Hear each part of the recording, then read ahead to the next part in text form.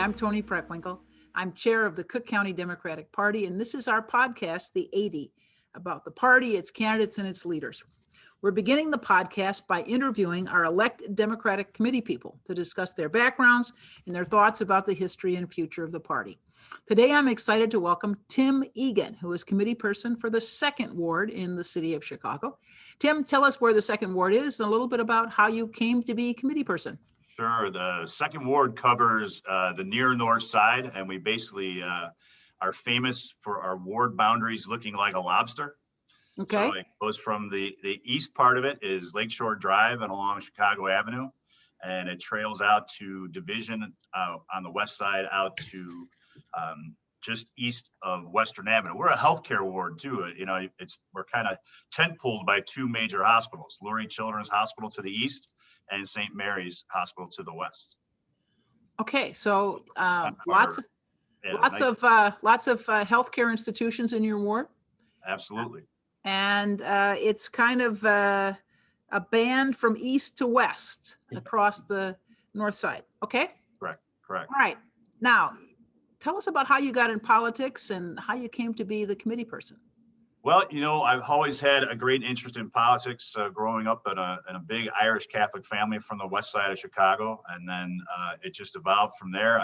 When I got married and had kids, they were going to they started their careers at Chicago Public Schools. So I got active with Chicago Public Schools. And then really, I transitioned from running a nonprofit organization into a political career because I was so active.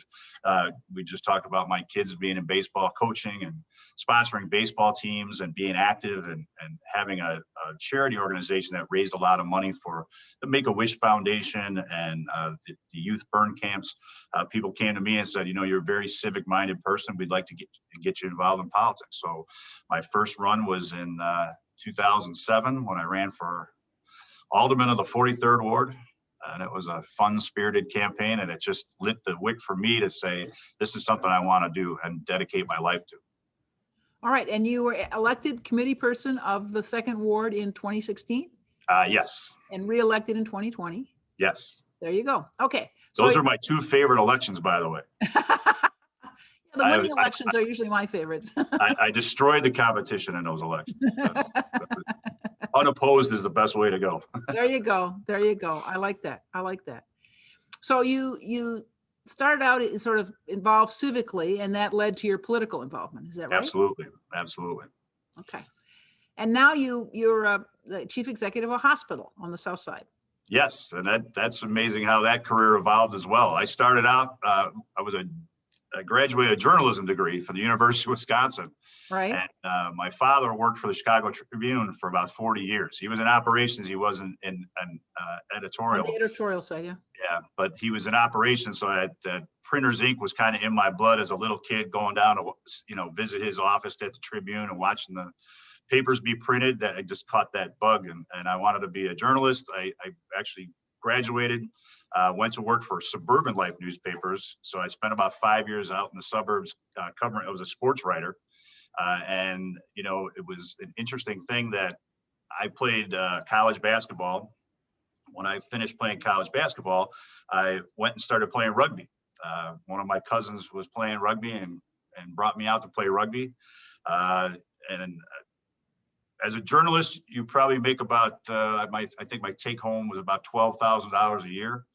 And when the rugby team was traveling to places like Zimbabwe or the Orient, they had a tour in Bangkok. Those trips were costing about $6,000 or $7,000 each. There was no way I could afford one of those on a journalism salary.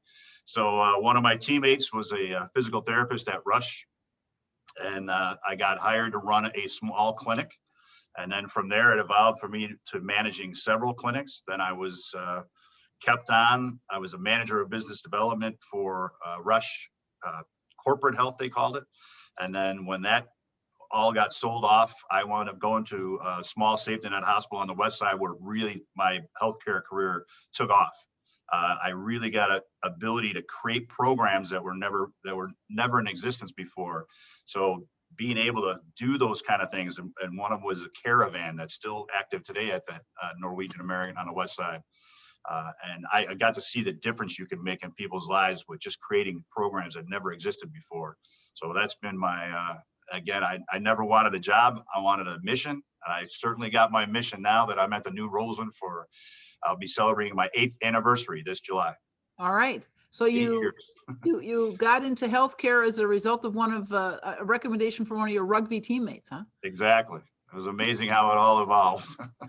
So rugby is an interesting game. How did you said you got into rugby when you got out of basketball? What's the story? Yeah. So I, back in those days, there was the CBA. So there was no way I could get drafted in the NBA. So I got a tryout with the Rockford Lightning.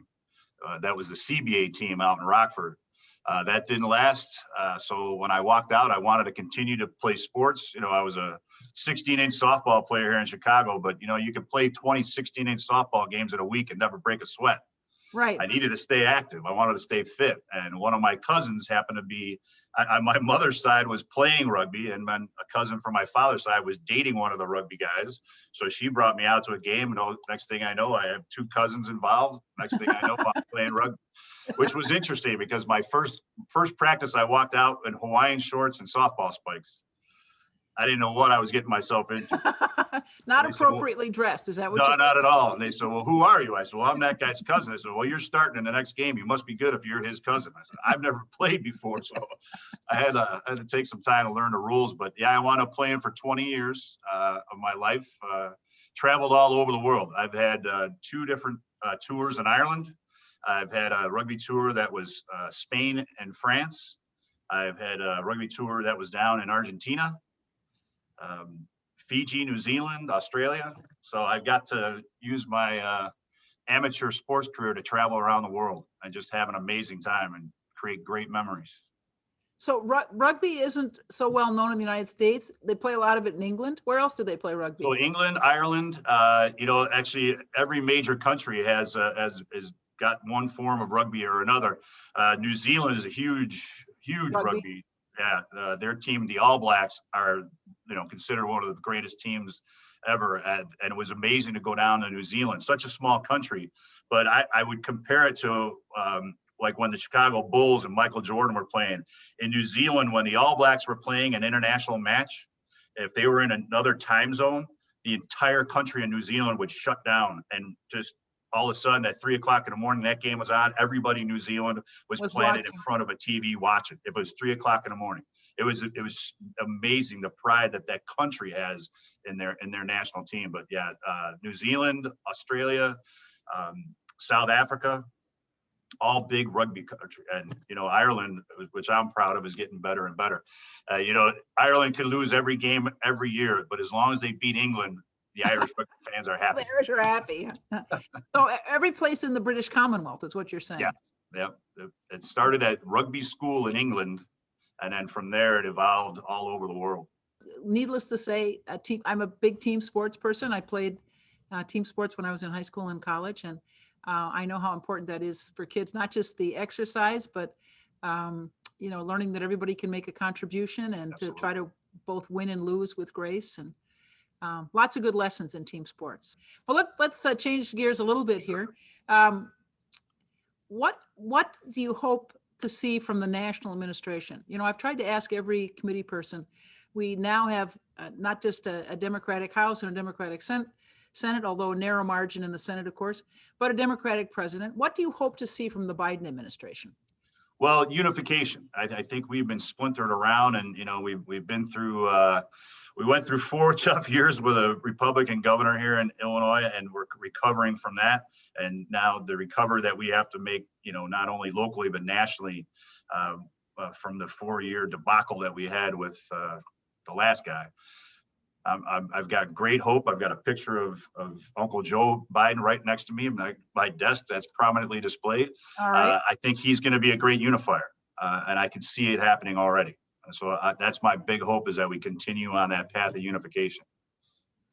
Right. No, he wasn't my candidate in the primaries, but I've been encouraged by what he's tried to do thus far, and in particular his emphasis on equity and his sort of calm demeanor. I think that at this moment, as a unifier is what you referred to it. I think at this moment, we particularly need someone who um, has that kind of steadiness, I guess I would, Absolutely. and willingness to reach out to all Americans, whether people voted for him or not, to try to engage people and help us move forward together as a country. So that's really encouraging. Are there any substantive issues that you hope the president and the vice president will address? Well, for me, always the biggest substantive issue is healthcare. And I've seen them really, the stimulus packages that are coming in. I know that we've got gaps in Medicaid, and we're, as the CEO of Roseland Hospital, we're an all Medicaid hospital. I know that this healthcare is a big passion for you too. Right. I just want to continue to see support for safety net hospitals, because, what COVID has taught us is that the decades of divestment in healthcare have just, it's been a horrible effect of the people of color that we serve here on the south side of Chicago. So we've got to bring that investment back. And I'm hoping that we can see that through President Biden's administration. Because the one thing that really, for me, is his compassion. And we had 4 years of someone who had no compassion and no humanity. And here is now we got someone who is absolutely showing his compassion. And that's given me great hope. I think many people may not realize the CARES Act provided support to government, of course, for a variety of program initiatives, but it also provided lots of support to our hospitals, to healthcare providers. And that, of course, has been a lifeline in the midst of a pandemic. I always tell people, last May, half of the patients in our hospital were COVID patients. I mean, that's the magnitude of the pandemic on our healthcare system. And I know that safety net hospitals like Roseland were really impacted by the pandemic as well. Can you share that experience? Yeah, absolutely. And we've been the tip of the sword here in the fight against COVID on the south side, because we knew after been fighting for funding for all these years for safety net hospitals, and the last 8 years for the new Roseland, the divestment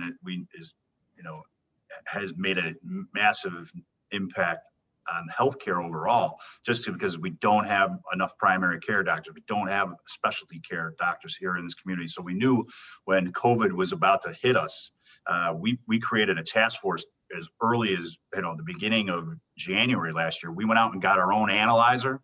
We got our own reagents so we could do our own testing. So we led the way on the south side of Chicago for COVID testing. And we were the first ones out there with the antibody test. And we've done probably 40,000 tests just at Roseland Hospital. Everybody's kind of still shaking their head. How do we pull this off? I said it was a little bit of, we had science and God on our side on this one, because we were able to put that together. Good. And the thing for us now is, I think everybody kind of starts relaxing a little bit because the vaccines are getting out, and we can't thank the job that county hospitals doing with their vaccination program. It's making a massive difference, but COVID's not over. This is for sure. And you talked about the amount of patients that were at Cook County Hospital. We've seen a spike back now in our inpatient. It's starting to rise again. So we're very concerned about that spike. We want to continue to push out the vaccines and get as many people vaccinated as possible. But one thing that was really left impression on me is one of our older doctors that's been here for over 45 years. And we were at a round table, and they said, Doctor, when do you think COVID will be gone? And he just simply replied, "You've heard of the flu, haven't you? It's not going away." The flu's been with us forever, and COVID's not going to go away. It's just, we got to continue to battle it on all fronts. Right. I think that what people may not realize is we believe that the vaccines are effective maybe 6 months or so. Right. And there's already talk about how people are going to need boosters. And as you point out, the regular flu, if you want to call it that, you have to have a flu shot annually to deal with whatever variant is out there in the ether that particular year. And there's a belief among many physicians that this is going to be the same way for COVID-19. We're going to have to get regular booster shots, because as long as as long as there are large populations in the world that are unvaccinated, and that's where we are, the vaccine will continue to spread and mutate. And that means that the variants may require booster shots. So yeah, we've got a long haul ahead of us. And I'm particularly grateful to our safety net hospitals for the good work that they've done in testing and treating folks with COVID-19. And I know that Roseland is our safety net hospital on the southeast side. So we're very grateful to you. Anything you want to say in conclusion, Tim? Oh, there was one of the questions that popped out, and I always kind of shock people when they ask me, what politician do I look up to? All right, good. Who's that? It's a former senator, George Mitchell, out of Maine. Okay, now why is George Mitchell one of your heroes? So under Bill Clinton, George Mitchell was the special envoy to Northern Ireland. Okay. He was the steady hand that created the Good Friday Peace Accord. He's got a great book that he produced in, I think it was 1999, that I keep handy at home and always lend out to people about making peace. That was the title of the book. And if he can bring the two sides of those warring factions in Northern Ireland together and broker peace, it gives me hope that you can broker peace anywhere. All right. So, well, good. I got a chance to meet George Mitchell once. I wrote a paper about him in my master's degree class at North Park University. So he's one of those politicians that I'll always look up to because of what he did for Northern Ireland. When I got a chance to meet Bill Clinton, we were at an event. It was a group of doctors who looked like they were boring him to death with everything they were talking about. And I got a chance to get up there and shake his hand. And I said, thank you for sending George Mitchell to Northern Ireland and all you did to create the Good Friday Peace Accord. He pulled me in and he was so happy that someone was talking other about what all the doctors were talking about. And he just said, it was my pleasure. It's one of those things where, Bill Clinton has that ability to look you in the eye and create that immediate bond. You've never met me before in this life. Right. So that was, that's one of my political highlights. All right. Well, listen, thank you, Tim Egan, for joining us for our 80 podcast. And we're very grateful for your good work on behalf of the Democratic Party. Thank you. My pleasure. Thank you.